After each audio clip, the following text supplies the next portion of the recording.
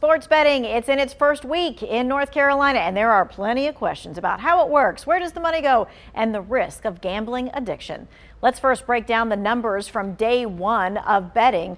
BetMGM says the first bet in North Carolina history was for UNC to win the NCAA tournament.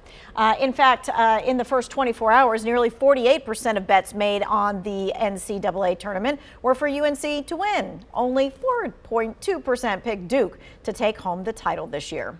Well, there are some rules and regulations, of course, to keep in mind. First, you must be at least 21 years old and sign up with a licensed sports betting company. Currently, there are 8 approved companies in our state, and to play, the money must be deposited in your account. The state does not allow wagers to be more than your account balance.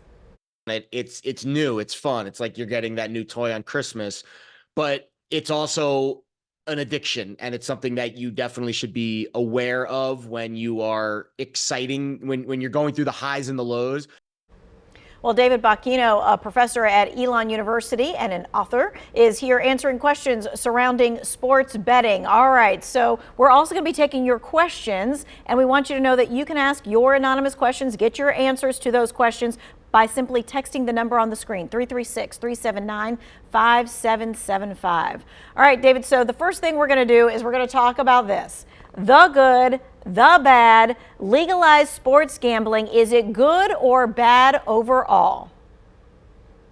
Well, that's the question I get the most, right? Is this good? Is this bad? And I think it's sort of the wrong question to be asking, because it's not a good or bad question. There's a lot of different people involved, a lot of different parties involved. So if you're talking about, is it good for tax revenue? Yeah, it's great for tax revenue. Is it good for athletes? That gets a little more complicated. But the most interesting aspect to that question, is it good for regular people? Is it good for sports fans? And there's multiple layers to that question. Sports gambling can be a lot of fun. It can be exciting. It can make boring games a lot more exciting. So it used to be you just bet on one team or the other, and then in the 1930s, 1940s, they came up with something called the point spread, and everyone's kind of familiar with the point spread. And so you can watch a blowout, and it could come down to the last shot to see if that team covers the 25-point spread, right? And so it does make games a lot more exciting to watch. The other good part about legalized sports gambling is that gambling's been around forever. Americans have been betting on sports for hundreds of years, right? This finally puts some regulation around a industry that was very unregulated for a long time.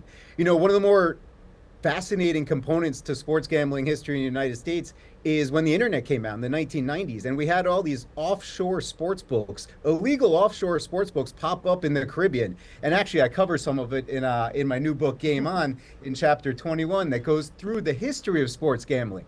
And, you know, in the spirit of research, I may or may not have placed some bets with these offshore sports books in the last 10 years. And I might have won some money a few years ago. And instead of getting a check in the mail or money on my credit card, I actually had to go to a Western Union at a Food Lion and collect money from some random guy in Nicaragua. And I remember going back to my car and saying, there's got to be a better system than this. This is a little weird. And so now we do have a better system. Now we have regulation through these public companies. Okay. All right. Let's talk about those companies if we can, Sure. because they're putting out like all these promotions and they're giving like free bets and things of that nature. So let's talk about their promotions, the fine print of that, and their motivations for doing all these things. Yeah. So we have to remember that these companies are revenue driven, and they make more revenue the more we bet and the more we lose.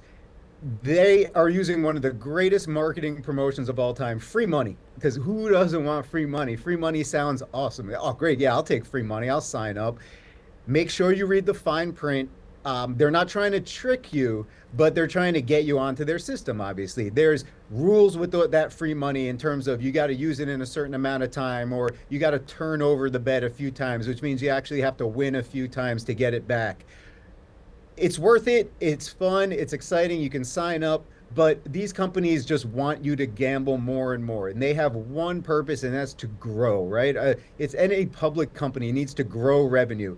And, you know, their CEOs of this company have actually come out and said, it's not great when people win on our service. We make less money, and they're just being honest. And that's absolutely true. So they want you to keep betting until you finally lose. So they don't want you to take your money out. So just make sure you read the fine print and understand that these companies aren't trying to help you with free money. They're not trying to pay your rent or your mortgage or give you free groceries. They're trying to grow their user base and get you to gamble as much as possible.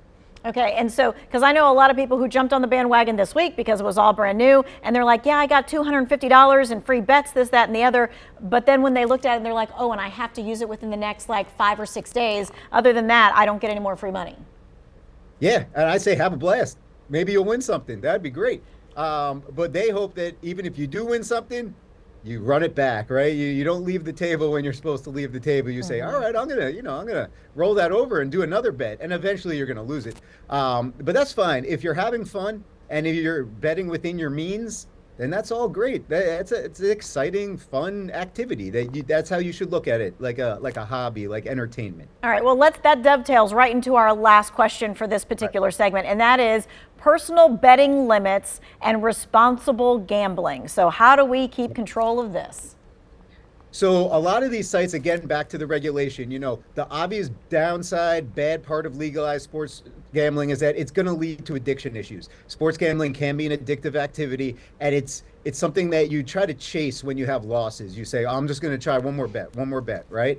And so a lot of these sites actually have systems in place where you can put a daily limit or a weekly limit or amount of time you spend betting. And so I would highly recommend that for a lot of people. Just say, hey, know when to cut it off, know when to stop betting. And, I put on the app the other day, I pulled it up on my phone. And the first thing I saw is not ACC basketball. It's not March Madness. It was a table tennis match, a ping pong match. I don't even know what country it was in. It was just two guys playing table tennis.